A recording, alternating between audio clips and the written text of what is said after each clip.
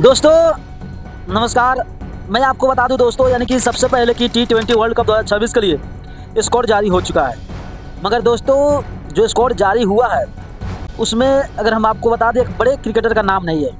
क्योंकि दोस्तों प्रदर्शन तो खराब होता ही है, मगर ऐसा नहीं है कि किसी नए खिलाड़ी को, यानी कि जिसका प्रदर्शन खराब चल रहा है, उनको ऐड करके उनका नाम नहीं देने का।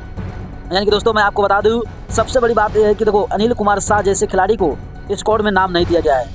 यानी कि फाइनली दोस्तों मैं आपको बता दूं, स्क्वाड में बहुत ऐसे खिलाड़ी हैं जिनका नाम आया है। यानी कि दोस्तों मैं आपको बता दूं, कप्तान रोहित पौडेल हैं, उप कप्तान दीपेंद्र सिंह ऐरी है, संदीप लामेछाने है, कुशल बुरतेल है, आशिक सेफ है, कुशल मल्ला है, संदीप जोहरा है, गुलशन झा है, सोमपाल कामी है, नंदन यादव है, ललित राजवंशी है और लोकेश बम है, आरिफ शेख है, आदिल आलम है, करण केसी है, शाहब आलम है, शेर मल्ला है, भीम सर्की है, ईशान पांडे है, बशीर अहमद है, विनोद भंडारी है, अविनाश बोहरा है, प्रतीक जीसी है, रुपेश सिंह है।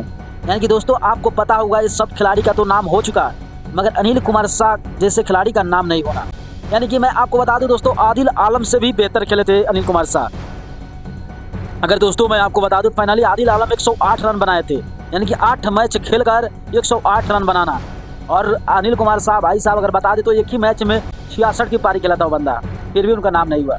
तो आप लोग क्या सोचते हैं, जो स्कोर जारी हुआ है वो आपको कितना सही लग रहा है, कितना गलत है, अपना राय जरूर कमेंट करें और हो सके तो इस वीडियो को जल्दी से शेयर करें।